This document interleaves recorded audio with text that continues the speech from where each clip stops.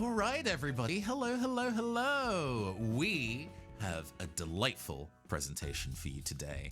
I am your androgynous android late night DJ, Nathan Blades, and I have my co-host with me here. Howdy, howdy. I'm the amazing agender avian, Raffi the Owl. And this is the Neoncaster YouTube channel.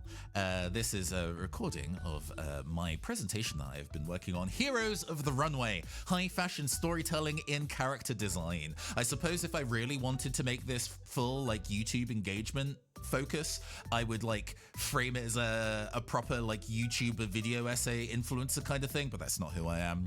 So this is just available for reference. And if people do catch this on YouTube by searching it, thank you for checking out a thing by a person you definitely haven't heard of. But yes, a thing I have been obsessed with recently is high fashion runways as pieces of wearable art. And in looking into that and all the various designers of it, I also was thinking about the realms of character design and the tricks that character designers take to make characters feel cohesive with each other in the world. And I figured there's some interesting connections that could be made about the two. If you don't know who I am, well, as said, androgynous android, late night DJ Nathan Blades.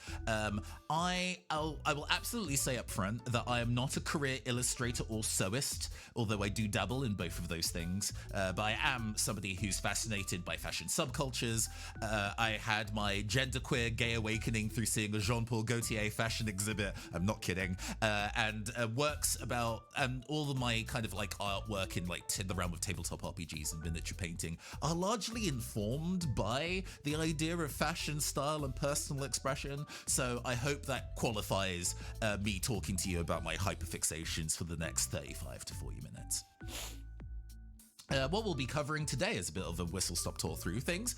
We're going to be talking about what is haute couture, or what is high fashion. We're going to be talking a little bit about how clothes can tell a story and work, how you can have a collection of outfits in harmony with each other.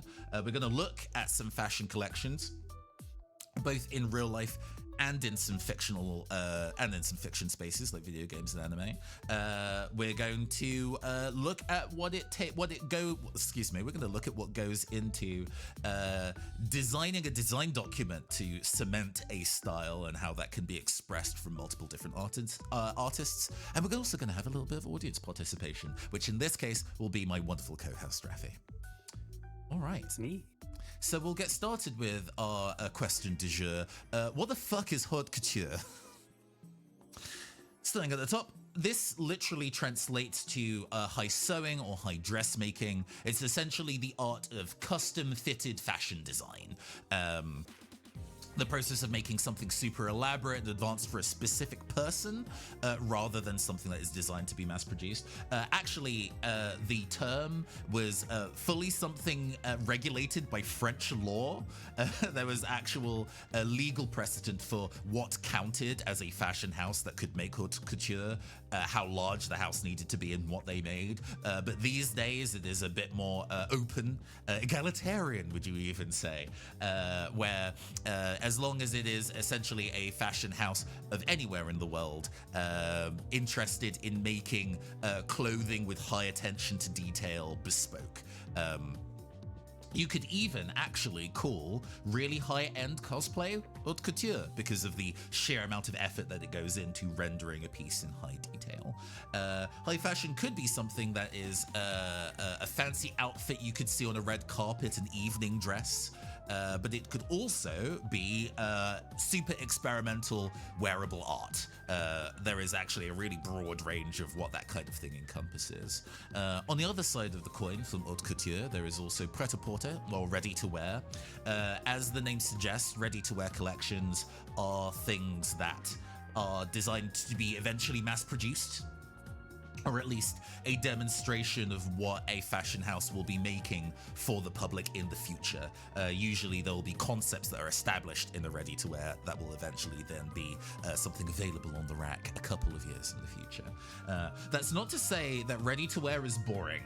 we have two pieces here on screen for you now. George's Chakra, which is a piece of haute couture. We can see that this piece is very, very experimental. This is not something that you would be able to buy even in a simpler form at H&M in the future. But on the other side of things, we have Matière Fécale. Yes, that is French for fecal matter. They are a very provocative fashion brand, but they also make entirely only ready-to-wear pieces. While the styling of our model here is very, I would say, definitely provocative, this particular collection, which I think just dropped, is specifically a kind of like a parody about the 1%. There's a bunch of models with wearing blindfolds that are just extended, like enlarged dollar bills while they're wearing the clothing. There's a lot to say about if you're doing the thing ironically, you're still sort of doing the thing. There's still a lot of elitism that goes on in the realms of high fashion. So interesting that it's a line that is about breaking that idea, but it is pairing very wearable clothes with very, very eccentric styling. Rafi, have you seen much in the way of high fashion photography before? You know, I have seen it in media and things like that, but it's not something that I've ever really taken a good look at by itself. For sure. Sometimes there are particular photos that kind of break containment, as it were, and definitely artist names or designer names that you may have heard of. You may have heard of Alexander McQueen before? Yes, the name rings a bell. Indeed, a British fashion designer. This is one of his pieces from 2009. I think this is the penultimate fashion show he did before he passed, called The Horn of Plenty. This is one of the pieces from it, specially selected for you, Rafi, as a bird enthusiast. This is made of black duck feathers. Wow, I feel so seen right now. So represented. Assumedly, the black ducks gave their feathers up willingly, who's to say? But the makeup in particular of this particular model is something that kind of made the rounds. This really stark, pale face with severely overdrawn lips made in the space. It is a really, really fascinating piece in terms of silhouette. I really love the way that it is on the mannequin there, posed, so you can see the really accentuated hips and how it matches the shoulders. Really cool. This is a particular look that a number of people who were paying attention to fashion at the time may have seen, even if they weren't high fashion enthusiasts by themselves. But it's not just this one piece. It is only a single piece of a wider runway. We see here a whole bunch of different outfits that were part of the same collection, and all of these are wildly different from that first piece we just saw. There is nary a duck feather to be seen on any of these models, and yet there is still a really interesting connection between all of these models. You can, looking from the first person to the second, we can see the matching style of facial makeup or using an umbrella styles as a headpiece, but then moving from the second person to the third behind, we see that they both have their outfits made of leather, even though they're not necessarily in the exact same colors, and so on. This is the Horn of Plenty as a runway piece. In fact, all of Alexander McQueen's pieces at the time were really heavily themed as a through line. You could put two different models from the lineup next to each other, and the outfits that they have would be entirely different, but you can still draw thematic connections between the two of them. And I think that is a really, really strong idea to take into any kind of gatherings of stylized outfits to each other. What kind of connections can you make to make them feel cohesive? This is what I mean by the idea of storytelling. After all, on a fashion runway, models are generally sent out one at a time, so you have the ability to essentially tap into that bit of human nature about pattern recognition. We are innately wired to, when given two pieces of information in a similar context, to look at them and see what is the same and what is different. And so by linearly showing all of these outfits one after the other, you can establish an idea and then progressively play with it and change it into something else and express new concepts. any I would say any runway worth its salt will come in with a concept, and sometimes that concept can be really, really obvious. It could be pulp sci-fi, it can be nature, it could be the progression from day to night. Sometimes it can be something really subtle and quite personal to the designer inherent, and there's a little bit of a deeper thing to dig at. But ultimately, I feel that having a fashion runway or a designer with a really strong vision of what they're trying to tell in their runway really helps curate the figures, the fashions that they are sending out. When you have a strong vision of the story you want to tell, you're also not sending too many models down or sending too many models that are the same outfit. In particular, while Alexander McQueen was, I would say, the standout example of really strong and recognizable fashion storytelling of yesteryear, I would say that Robert One is the current in that realm, or at least I think so. Currently London-based, but initially from Hong Kong. Robert has maintained a fashion label since 2014 and has been doing really, really big waves in the kind of like fashion weeks across the world in the last 2-3 years. In particular, I really like that he has this strong feeling of like thriller movies and horror that appear in his work, but fashion. You can see the bridal piece, the wedding outfit on the right in that photo there, but it's also like the bridal gown of a ghost. It is all burned and tattered along the hems in a really dramatic way. How the figure on the left maintains those stark whites, but also this character is exploding in blood, but it's not blood, it's correctly, precisely placed jutting outs of red feathers to suggest like a Kurosawa-style blood spattering. Very, very cool. You can definitely tell a piece is by his design, even if it's not part of the same collection. In a particular case study, I want to talk about his 2024 autumn-winter runway called Time. In general, it was largely about the progression and decaying of things, and the last 4 pieces really stand out as an example of what I mean. Where it's essentially depicting a decaying human body, which is a very morbid thing to put in a kind of fashion theming. We have this first piece here that is representing the skin of the figure, and then as they move away, that is then stripped back to the musculature and sinews of the figure, which is then strapped back even further to its bones. I've always found the kind of like translucent plastic face mark detailing here very costumey Halloween, but make it fashion.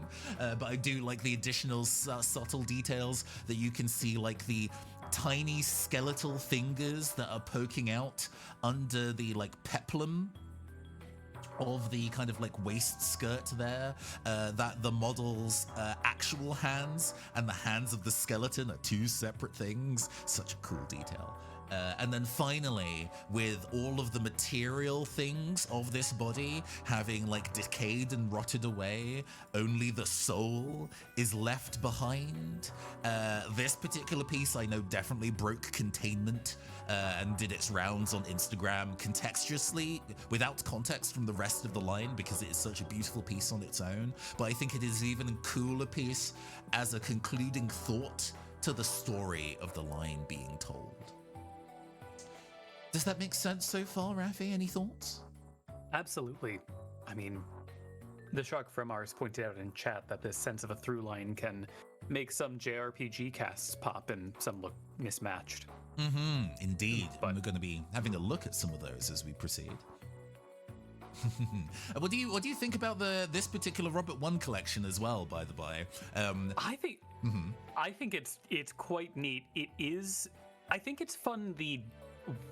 The fact that it feels like each one approaches the concept at a different degree of like literalness, where it feels like obviously the soul one is very representative, rather than it's more interpretive. it is funny how I look at the skin one and it takes a moment to look at it and go, I see that is skin within the context of the rest. The muscle one is like, oh yeah, I can see that. Though if this was presented without context, I might just think, wow, what a striking red outfit. All the sinews are hand beaded, by the way. Really? Oh my god. Oh.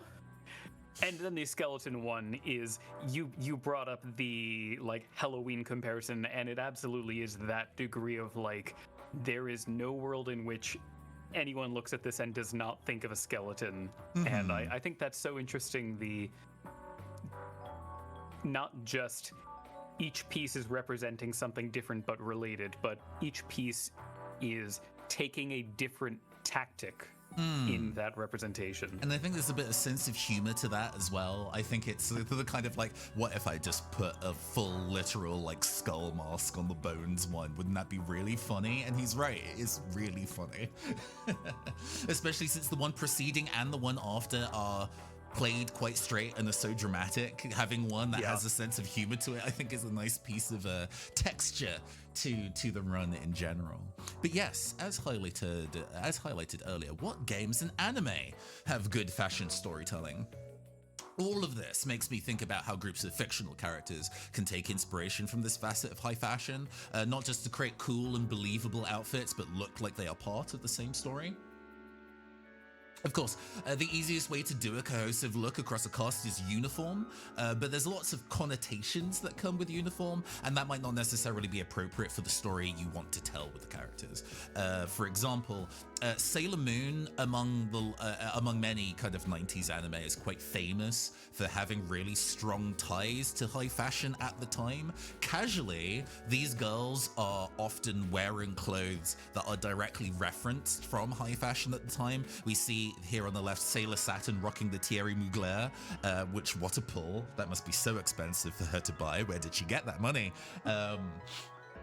But when they are actually together and operating as a unit, they are in uniform. It is color-coded uniform, maybe, with slightly subtle changes to the shoulders or color scheme or what have you, but they all fall in line with each other in a way that is quite strict. They are pretty soldier Sailor Moon, after all. There is probably an entire panel that could be done discussing how swaggy the fashion in like Sailor Moon, Yu Yu Hakusho, and Cardcaptor Sakura is, but that's not what this is, and we definitely do not have the time. What I do want to talk about is a game that I drop my jaw at every time I look at, but I will literally never ever play. Deadlock.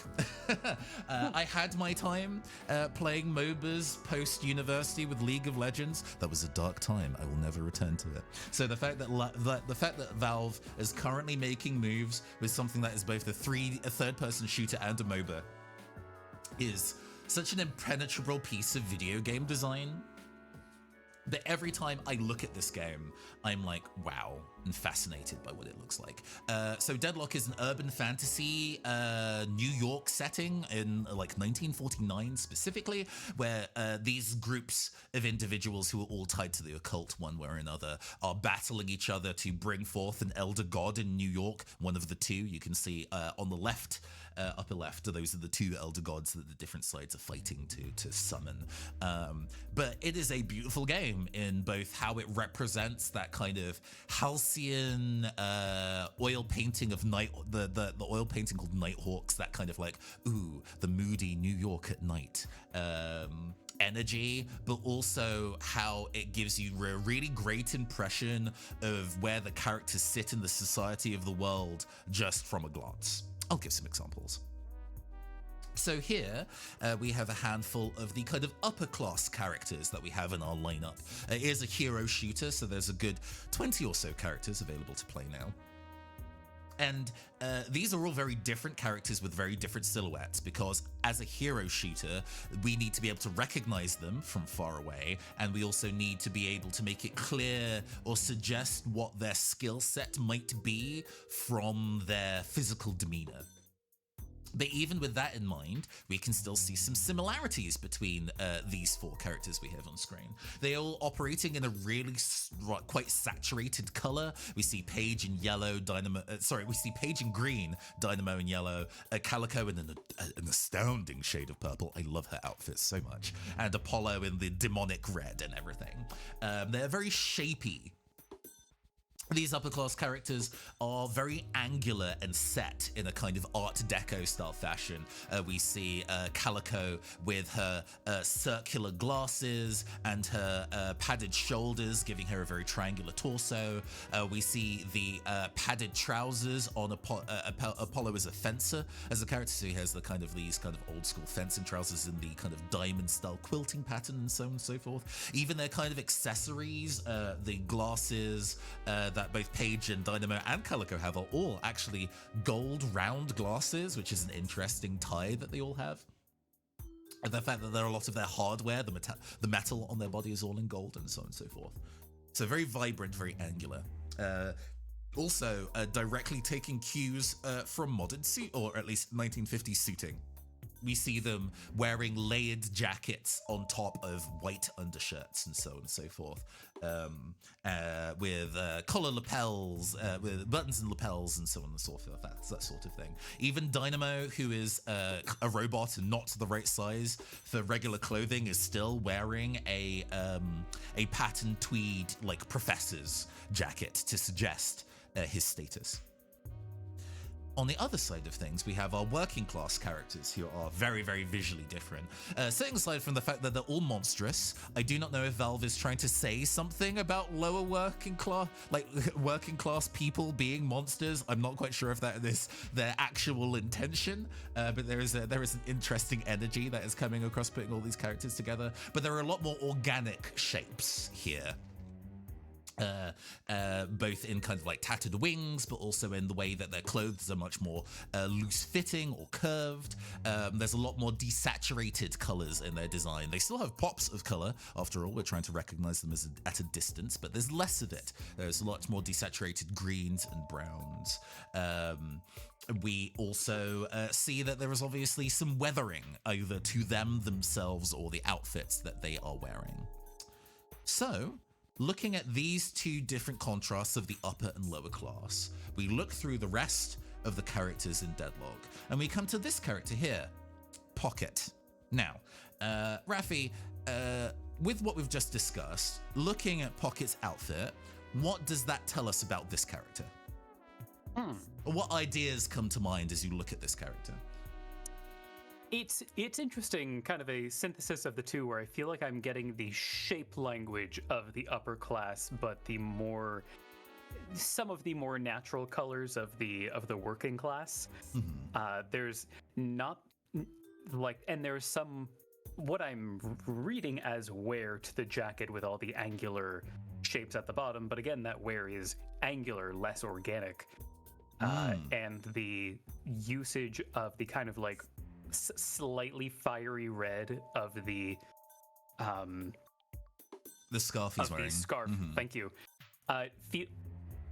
Feels like a character that belongs in the upper echelon, but is maybe trying to blend into the lower echelon, or is it there's some tension there? Yes, do you think that's a fair reading? Exactly right, actually. Yippee. Yeah, Pocket is a character who is an heir to a large arms manufacturing company, but after narrowly escaping an assassination attempt, has gone undercover. And so is essentially poor role-playing, I guess. Which I think stands true of people from nobility when they do poverty tourism, to be honest. I think many this is very many such cases. But yes, we see that he's wearing a tattered, much more desaturated outfit, although it is still, I would say, a reasonably identifiable shade of green. But even though he's wearing the tattered coat, he's still in very clearly pleated and tailored trousers and is wearing a sweater vest. He may have tattered the edge of his coat, and he may have untucked his shirt, and his ascot is askew, but he's clearly not comfortable with being actually untidy. like the working class characters we've seen. So it's really interesting that even without knowing anything about the lore, we can look at his outfit in conjunction to the wider cast and still get an impression of what the character is about, which I think is so cleverly done. Right. With that, I do have another piece of audience participation for all of you, but we're going to take a whistle-stop tour through some other fashion design highlights in gaming and anime that I quite enjoy. Starting with Metaphor Refantasio. I had a break, like a winter break a couple years ago when this game came out. I basically did nothing but devour this game. I enjoyed it so much. As a game that is so specifically about high fantasy, I didn't know if I would really be into it. I've always been much more of an urban fantasy or cyberpunk girly. But the thesis statement of this game is about the conjunction between high fantasy and reality and what it means to be modern. And that really reflects in the outfits. The character designer for Metaphor, Shigenori Soejima, specifically wanted to channel a lot of 60s fashion into the character designs. And interestingly, the way that you gain party members across the game make that theme more and more obvious. We have the protagonist, I think his canon name in English is Will, in this kind of monochrome outfit. It is quite unassuming. And so you're like, oh, this could represent anything. But actually the kind of that shape of peacoat and so forth was worn by British mods in the 60s. Not moderators as in the online contingent, but mod as in the fashion subculture. But as we proceed through, we meet the spy Juna, who is a diva in multiple senses, in that really vibrant psychedelic dress with the big red belt and their like brightly colored stockings. We meet Yufa in her acid green stockings, and that pattern of cape that she's wearing is astounding. I would love to wear that. That is so Austin Powers-y almost in its kind of like boldness of pattern. And in the context of the game, she is from a kind of like island nation that is very culturally different from the rest of the setting, and they all embrace that style of like of patterning in their fabrics. And then by the end of the game, we basically have the 5th Beatles member join our team with the flares and the trousers, with the winkle pickers. The kind of cutouts on the back of his blazer are designed to evoke the styling of like a knight's cape. But also it fits really sensibly with the fact that it is actually a patterned blazer with padded shoulders. The fact that he's rocking the Freddy Scooby-Doo ascot, but is just bare-shirted under there, is such a fascinating kind of like a summoning of both Summer of Love rebel types, but also this is a bare-chested berserker class and his actual role in the game. What a fascinating combination. We have to talk about Kingdom Hearts 3. Tetsuya Nomura has been obsessed with street fashion his whole damn career, starting from The Bouncer to stuff like Final Fantasy 7, 8, and 10, to The World Ends With You, which he directed as a JRPG entirely focused on 2006, 2007 era fashion from top to bottom. So it makes sense that across the Kingdom Hearts games, he's kind of thought about what the characters are wearing, and in Kingdom Hearts 3 specifically, made big steps to really contemporize them with with what was in style when the game came out in 2016. You might notice it's a little subtle on the different characters here, but all of them have a little bit of plaid in their outfits, ranging from the pretty obvious ones on Riku to the just tiny little bits on Sora's like lapel collars in black and red. The fact that all of these outfits share tiny bits of design language, but also bring them together as the eventual guardians of light, is really, really cool. I love the fact that you can tell that they're a unit, even though they already have their own preferences in terms of color or cuts of clothing. A fascinating thing on top of this, actually, I wanted to look into, like, why was plaid really trendy in 2016? And actually, it came around from runway collections of the ready to wear runway collections in 2010. Everybody was apparently so many different fashion brands were introducing plaid, which then filtered into the era of like lumberjack shirts that were really popular between like 2012 to 2016, and then that filtering into video game fashion after that.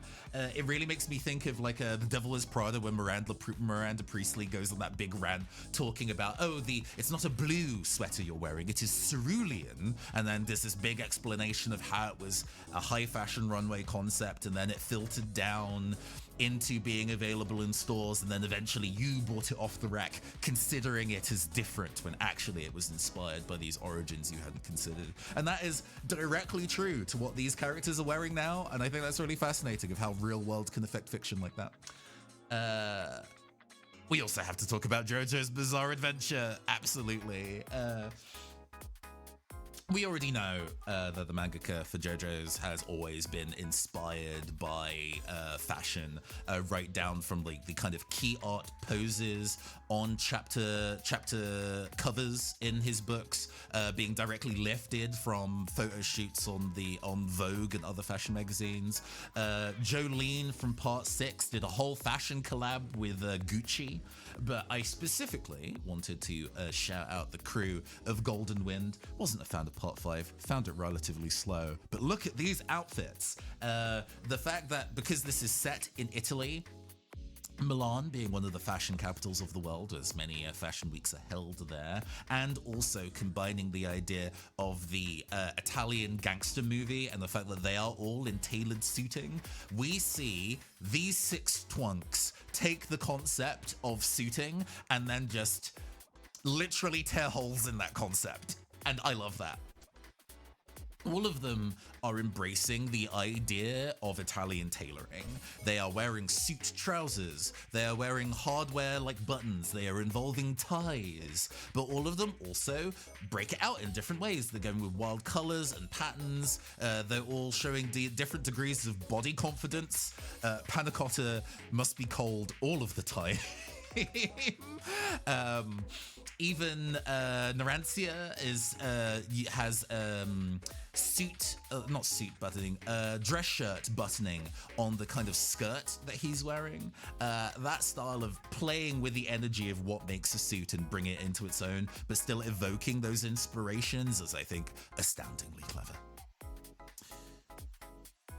Are there any other, have there been any outfit standouts for you, Rafi, on our encounter through? Can you think of any other video games or anime or other pop culture fashion ensembles that you've been like, damn, I think that's really, really stylish? Oh man, I mean, okay, I have always been rather taken with the fashion in the first Bayonetta. Like, Jean's outfit is really tight. Yes. The character designer for Bayonetta had a fashion background specifically. I think that really shows in how she has rendered both Bayonetta and Jean. And then there's like, all the alternate outfits where she's like in a high school like track outfit, and that's not because she wants to do that, it's because the director was like, we need to put her in a horny outfit. It's really palpable which outfits are designed by her and which bits are designed by Hideki Kamiya. But yes, Jean in particular, with her feather boas and skin tight red leather bodysuits, is really, really poppin'. All right. I want to find out if you all are fashion detectives. I think I've given you a bunch of grounding for what to be looking for in designs, and I'm going to go and show you another interesting piece of fashion design as part of game design that you might not have considered. And then we're going to see if you can apply it to something else. So Did you know that there's a degree of fashion design in Magic the Gathering? I know, bizarre that this children's card game would care about clothes by any degree. But Magic has a wide variety of different settings called planes, and one of them is called Ravnica. It is essentially a planet-sized city under which there are 10 different guilds that are in conflict with each other for various ends and goals and means. Each of those 10 guilds are represented by 2 colors of the 5 that are in Magic. And we're going to be looking at Dimir, the blue-black faction. We can see their logo there. They have revisited Ravnica a handful of times because it's very popular. And in their return to Ravnica set, very clever naming in 2012, they really wanted to take stock of the designs that they did the first time round and reassess and redesign and make the style language of the different guilds more clear. So they did a design document that highlighted the different style differences that each of the guilds had. So when they handed it over to artists, the artist would understand what goes into making a character recognizable for a guild. What we have here, as I say, is the Guild Dimir. They are spies, informants, and sometimes assassins. Because they're spies, they are not one to wear their logo anywhere on their clothing, because obviously that would give the game away. But also, they are game pieces, so we have to recognize them as members of the Dimir. So it's an interesting design puzzle for them. How do these people look undercover or stealthy, but also you can tell who they belong to? And one of the solutions they came to was trying to evoke those 6 insecty, spidery legs of that logo and rendering it in things like sets of 3 somewhere on outfits, whether that is collars or shoulder armor, or like a leather or bone and metallic ribbing. They're also looking in terms of it being form-fitting and made of leather. This is a more kind of historical piece of urban fantasy, so they don't have access to plastic, so they're not going to have any kind of Metal Gear Solid sneaking suits, but they are still going to have close-fitting leather clothing because that fits our idea of like an Assassin's Creed style spy. So, with that in mind, I'm going to be showing you a handful of different pieces of artwork from Magic the Gathering broadly. All of these are characters that fit into a blue and black color scheme, and I want you to tell me whether they are members of the Dimir or not. Ready to start, Rafi? Let's do it, babes. All right, round 1. Dun-dun. Is this character from Guild Dimir, or House Dimir rather, and why do you think so? I think so. I'm going to also shout out Sam in chat, who says they added multiple sneaky little sets of 3 on the example image to the right, which is fun. And seeing some of the sets of 3 here was one of the tip-offs, where you have the 3 belts, the 3 fingers. Yes, there's a 4th finger, but it's kind of obscured. The 3 collars. Yes. So wild. So wild. Yes, and even setting aside the 3s, I mean, I'm seeing the same focus on belts. I'm seeing the same focus. Oh my God, hold on. So there's the 3 colors, but also looks like 3 like chokers. Oh my God, girl. Yes, and indeed, and it's maintaining a lot of the kind of this is a juiced up trench coat energy. For sure. Indeed, this is not necessarily a direct character, but it is a spell from Dimir Mission Briefing. You've got the theming down. I love the triple collar trench coat. That is so sick. I've never seen that in real life. I want one so bad. All right. Cruising points out the use of blue and leather, and Sam points out the like earpiece looking very scarabby, like the symbol. Moving on to round number 2. Ding. Is this character from House Dimir, and why? I mean, listen, we're seeing belts, but that's kind of all we got. We're not seeing blue. We're not seeing black. Like, they focus on brown and pink, as well as these almost kind of like natural shapes of you have this kind of druidic crest on mask on the head matching the beast. I know the beast has blue eyes, but I guess that is brown leather, but there is a collar. I think there are elements to her outfit which feel like they could be, but I don't think she is part of this group. Indeed, you are right. She is from a plane called Ikoria, which is about pairing up people with giant beasts. It's like the Monster Hunter themed set. She is indeed in tight-fitting leather, but it's not really in the colors of Dimir, even though she is a blue-black aligned card. She has lots of spikes, but they're not really in sets of 3, and she's definitely got more of a Indiana Jones wilderness explorer type rather than a city spy. Good guessing. Good. I'm enjoying your detectivery here, Rafi. Excellent. But are you ready for round number 3? Dun-dun. Is this character from House Dimir? Now, I'm looking at this character, and I am leaning towards no, as first off, this, I'm getting a little bit more, like, blue-purple. Like, this is kind of the dress all over again, where you can look at this and go, well, I could color pick blue and I could color pick black off of this. However, I feel like there's more gold and white and purple to this, and the shape language is far more, wizardy, more kind of architectural almost than what I was seeing before in terms of the form fitting, the real focus on this feels like a real material, like this feels like leather. There's whatever the hell is going on his head, so I'm gonna say no. Okay, yeah. This one is tricky. He's wearing the right colors, and it's the right materials, and he's even dealing in information like the Dimir, but he is not a member of House Dimir. He is from a different set called New Capenna, which is like a 1920s gangster-themed set. He's also part of a group of information brokers called the Obscura, who are black, blue, and white. But there's no way that these sneaky spies like Dimir would be wearing this much gold. It's so ostentatious. And also, you picked up on the design aspects, yes, because the New Capenna set is very inspired by the 1920s. There's a lot of Art Deco theming that is kind of exaggerated in the fantasy way through a lot of the character outfits. So the kind of shape language, even though this is still a leather trench coat, it doesn't quite have that same spiky, almost medievally sets of 3s that the Dimir have. Okay, we have one more. Are you ready to go for 4 for 4? Can you clear them all?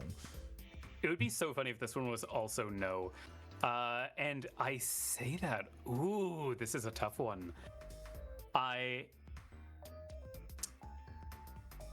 think this probably is first blush. We have the blue and we have the black. We have Spiky, we have sets of 3 here with the yes, Sam points out I'm seeing 3s. You have the you have another triple collar, you have like a kind of triple layered shoulder thingy, I think is the term. A pauldron, I guess. I guess they're pauldrons. You have triple spikes on the forearms like your Samus Aran in the fusion suit. And oh, you even have 3 spikes on the little ear decorations.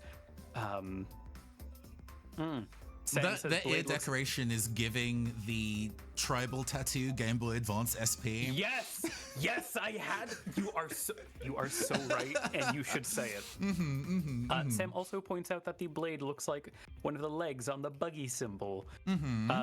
So I think this is a yes. And indeed, you've got 4 for 4. Congratulations, you have won absolutely nothing.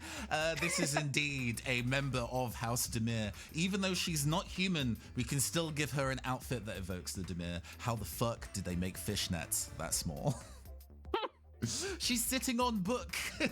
and hovering hand over candle, and yet they've managed to deck her out, looking like Electra.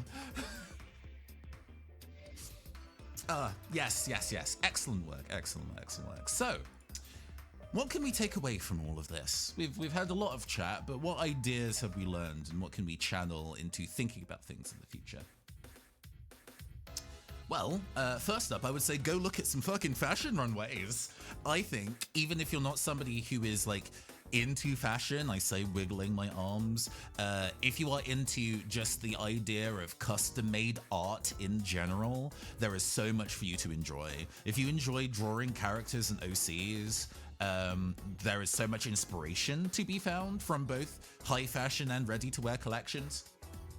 If you know the name of a specific designer, you could probably search their name and runway on YouTube and find a recording of their runways. There's so much about the staging and music that also comes into it as well. It's like a whole, essentially, theater event for you to go and watch. But if you just need fashion references as photography, you can go to like nowfashion.com or tag-walk.com that have great photo collections that you can use. To highlight a couple of brands, we've already talked about Robert One, a whole deal, but Schiaparelli is really, really fascinating to look at. They are definitely they're a brand that are about luxury. But it is such beautifully made luxury. So many things that rich people buy look like shit. They just look cheap. It's just that the thing is expensive, not that it looks expensive. Schiaparelli looks expensive. And there is such an eccentricity and playfulness to the designs. And there's lots of organicness as well. There's lots of looking to nature and not just like florals, but like the brutal unyieldingness of roots is their kind of energy, you know what I mean? Sick. Alexander McQueen, still the GOAT, or at least, well, the line currently is not the GOAT. Alexander McQueen, the designer, unfortunately passed away in the mid-2010s, and obviously there have been designers that have succeeded him with various levels of success. They're currently going through a bit of a rough patch, but the runways in the 90s and 2000s, genuinely phenomenal. They kind of set the standard for what Britain considered high fashion at the time and still stand strong. We still have designers now that reference McQueen of then. So if you want to kind of look at some genre-defining pieces, I would recommend. Oswald Boateng, who's not really a runway fashion designer at all, but is one of the pioneers of, I would say, Black British fashion. He is a tailor on Savile Row and is really inspired by the bold colors and patterns that we see in African wax print in a lot of his clothes. One day in the distant future, where I make money being able to do shit like this or talking about tabletop RPGs for a living, whatever, I would love to buy an Oswald Boateng suit. It's a personal goal of mine. If the idea of doing all the direct research yourself, and that looks like a lot of fucking videos and a lot of fucking photos to look at, fashion reporter John M. Villa, who's available on definitely on both TikTok and Instagram, and I'm pretty sure he has a YouTube as well, has excellent short form videos that cover runways as they happen, as well as a bunch of international stuff as well. If you want to know what the high fashion scene is like in Central Africa, he's got videos on it, and he was an art historian before he worked in fashion, so is really engaging from it from an artist point of view, and I think he's a really, really valuable person to look to. Looking at works that you see in the everyday, now you know to look for it. Go out there and look at your favorite game or anime in retrospect and see if there's anything that ties the clothes of the cast together. I like to actually keep a screenshot collection of games that I play and comics that I read whenever there is an outfit or like a colorway that really inspires me. I always like to take a screenshot of it and make a little collection together so I can reference it in the future. I guess this is what people use Pinterest for, but Pinterest is full of AI now, so just save it to your fucking phone. It's fine. You don't need an app for it. And as a last thought, if you're designing a cast of your own characters, whether that is actually as OCs, or you're doing a webcomic, or you're designing tabletop RPG characters for your own game, think about the color, shape, and material that ties your character or this character to others. I think there is something so powerful of in tabletop RPG specifically, where you are designing a character whose entire vibe actually echoes the vibe of the other players. That really shows that you are all integrated with each other in a way that's much stronger than everybody having decided on your characters separately. What makes them all sit as a unit, and then what makes individuals stand apart as I think is a really cool idea. What have you learned, Rafi? Is there any final thoughts from you? Oh man, I loved this because now exactly like you were saying, when it comes to character design, for making tabletop characters of my own, I have so much to think of, making evil organizations and whatnot. And also, when designing games, damn, there are so many good opportunities for fun specific pick lists there. And can't wait to dig into that. Absolutely. And hey, if you want to play a tabletop RPG that's about fashion and modern communities, then you might be interested in City of Espers, which is currently crowdfunding at time of recording this September. It is my first tabletop RPG project that's been big enough to be picked up by a publisher. 3 Cell Studios is taking it on, and we are going to be turning it into a big book that you can obtain in hardback at your local game store, but we can't do that unless we reach our crowdfunding goals. So please do check us out. You can, if you're interested in what City of Espers is like as a game that uses cards instead of dice, that is about communities of psychics who are not textually queer but are definitely queer, and how they navigate each other in the city they live in, you definitely want to play this game. The pre-release rules are available for free, so you can give it a try before you buy, and you can either look at those 2 QR codes there or go to cityofespersrpg.com to find out more. I've been Nathan Blades. This has been my panel, Heroes of the Runway, and thank you all for listening. Thank you so much, everybody. I hope you enjoyed. I'm going to have also in the YouTube comments here all of the kind of like references that I was talking about before. There's some really, really good article writing from the Magic Gathering art directors about Ravnica that you can read. They're only available in the Wayback Machine, so I dug them up for you. You're welcome. In addition to some of the runways and stuff that we've mentioned. Have a wonderful day, everybody, and I hope to see you on this channel again soon.